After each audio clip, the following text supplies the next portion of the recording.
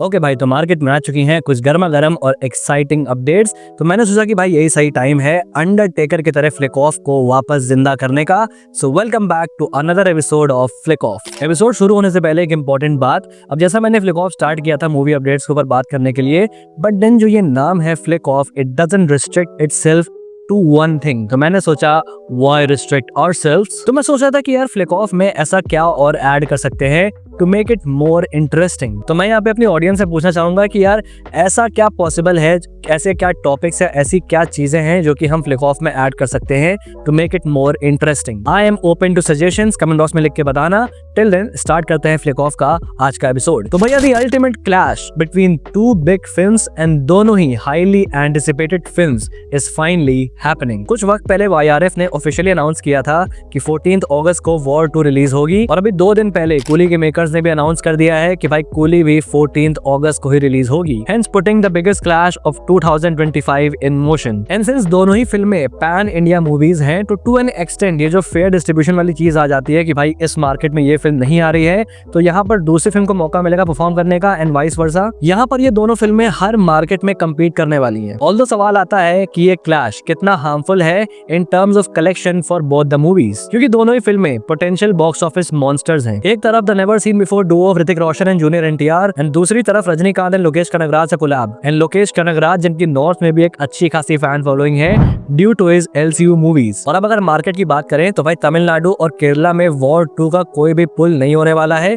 तो कूली को in markets में एडवांटेज रहेगा। वहीं तेलुगु स्टेट्स में it will be the huge fan following of junior NTR, जो कि वॉर 2 को एक अपर हैंड देगी कूली के सामने। अब जहां नॉर्थ की बात आती है तो यहाँ पर चीजें होंगी tentative, because let's not forget कि भाई रजनीकांत भी एक बहुत ही मासिव फैन फॉलोइंग एंजॉय करते हैं नॉर्थ में। उनकी वो फिल्में जिनको नॉर्थ में प्रमोट भी नहीं किया गया, जैसे कि जेलर या विटायन, उन्होंने भी नॉर्थ में फुल थिएटर्स एक्सपीरियंस किए। Now imagine if coolie is properly promoted in the north, तो भाई वॉर 2 को टफ कंपटीशन मिलने वाला है। But let's not underestimate the latter, because Hrithik Roshan भी एक fairly good amount of fan following north में एंजॉय करते हैं, and War was a commercial success at that time of its release. तो ये वॉर 2 के लिए एक एडवांटेज साबित हो सकता है। ऑल्दो कूली में आमिर खान का cameo can be a counter against war 2, but जैसा मैंने कहा कि नॉर्थ में चीजें टेंटेटिव होंगी।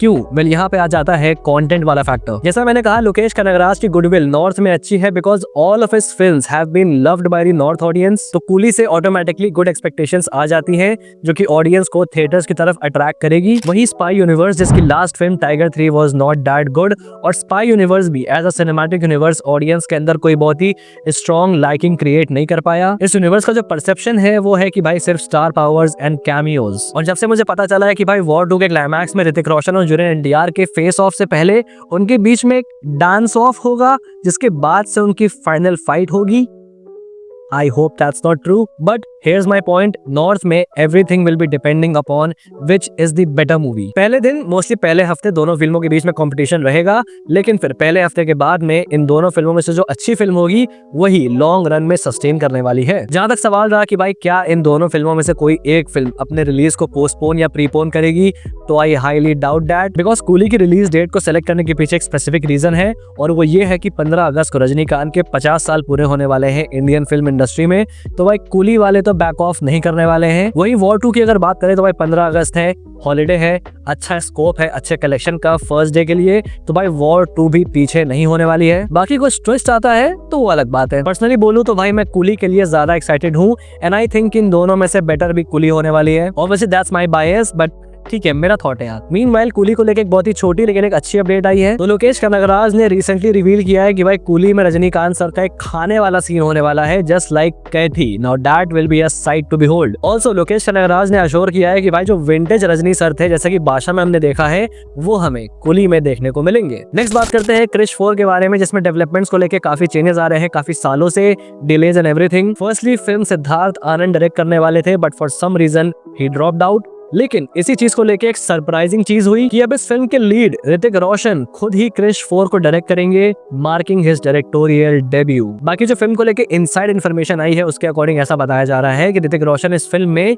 डुअल रोल करेंगे। अब सिंस रोहित मेहरा पिछली फिल्म में मर चुका है, तो ये जो दूसरा रोल है ऋतिक रोशन का, वो क्या होने वाला है, that will be exciting to know. Also ये भी कहा जा रहा है कि इस फिल्म में जादू विल रिटर्न, क्योंकि सिंस रोहित मेहरा मर चुका है तो भाई क्रिश के लिए कोई गाइडिंग फिगर चाहिए। एक और रूमर है, बट सिर्फ रूमर रूमर है और ऐसा बताया जा रहा है कि इस फिल्म में टाइम ट्रैवल भी इन्वॉल्व होगा, but this is a complete rumour. मैंने एक वीडियो भी सोची है क्रिश 4 के ऊपर, and this can be something जो कि मैंने आज से पहले इस चैनल पे अटेम्प्ट नहीं किया है, बट मैं कंफर्म नहीं कर रहा कि भाई वीडियो आ ही रही है। तो अब कमेंट में पूछते मत फिरना कि भाई वीडियो कब आ रही है, वीडियो कब आ रही है। सोचा है सिर्फ स्क्रिप्ट पे वर्क करूंगा और अगर अच्छे से मटेरियलाइज होके आती है तो वीडियो पर भी काम करेंगे। यार तुम लोगों को तो पता ही है कि यार मैं सारा काम अकेले करता हूँ तो कितना हेक्टिक हो जाता है, but I try my best. बाकी क्रिश 4 की स्क्रिप्ट लॉक हो चुकी है एंड प्री प्रोडक्शन वर्क चालू हो चुका है एंड काफी तेज चल रहा है, बिकॉज मेकर्स चाहते हैं कि 2026 तक ये फिल्म ऑन द फ्लोर्स चली जाए। नेक्स्ट बात करते हैं SSMB 29 के बारे में, the ambitious magnum opus by SS Rajamouli, जिसमें लीड रोल में होने वाले हैं Mahesh Babu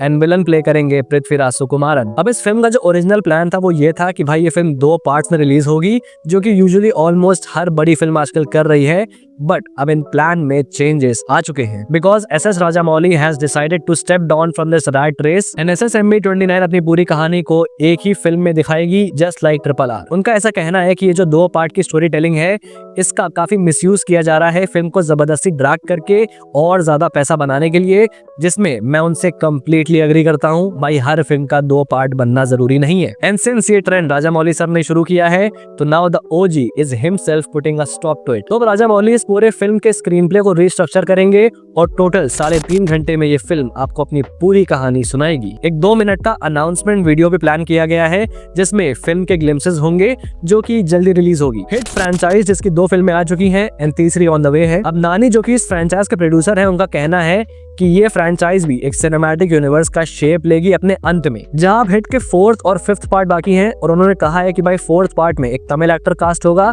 and 5th part में एक मलयालम एक्टर। जो 4th पार्ट का हीरो है वो 3rd पार्ट के एंड में इंट्रोड्यूस होगा, सिमिलरली जैसा पार्ट 2 में हुआ था। अब रिसेंटली ऐसा कंफर्म हुआ है कि भाई कार्ति हिट 3 में कैमियो करने वाले हैं and Karti is a Tamil actor. तो भाई हिट 4 का जो तमिल एक्टर है वो हमको मालूम चल चुका है and I think that's good because Karti enjoys a very good fan following in Telugu states. In fact उनको अडॉप्टेड सन ऑफ टॉलीवुड भी कहा जाता है। वहीं बात करें 5th पार्ट की तो जो मलयालम एक्टर हैं वो आई थिंक दुलकर सलमान होने वाले हैं and for the same reason because he also enjoys a good fan following in the Telugu states। and ये भी बताया गया है कि इवेंचुअली ये पूरी फ्रेंचाइज का एंड गेम होगा जहां पर हिट फ्रेंचाइज के सारे ऑफिसर्स एक साथ आएंगे एक बड़े केस पे काम करने। अब बात कर लेते हैं PVCU के बारे में, प्रशांत वर्मा सिनेमैटिक यूनिवर्स, जिसको लेके काफी टाइम बाद अपडेट आई है। तो इस यूनिवर्स के स्लेट की नेक्स्ट अपकमिंग फिल्म महाकाली को लेके अपडेट आई है। So actor Akshay Khanna will be joining this universe with Mahakali, जहां पर वो इस फिल्म में एक अहम भूमिका निभाएंगे।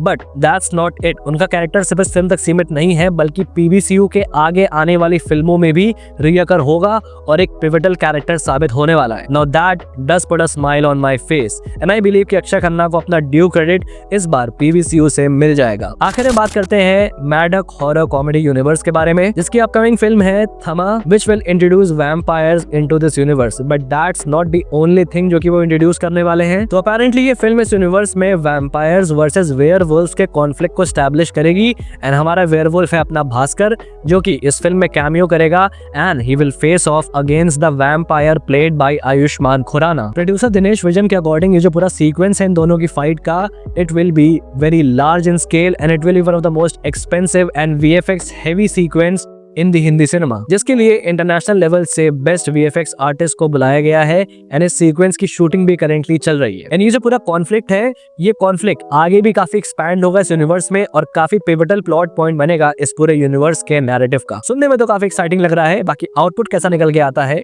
वो तो वक्त बताएगा। बाकी यहाँ पे खत्म होता है फ्लिक ऑफ का ये वाला एपिसोड। अगर तुमने ये दोनों वीडियोस नहीं देखी है तो क्लिक करो और देख लो, और अगर ये एपिसोड पसंद आया तो लाइक बटन हिट करो, कमेंट बॉक्स में लिख के अपने थॉट्स बताओ और मुझे इंस्टाग्राम पे फॉलो करना मत भूलना।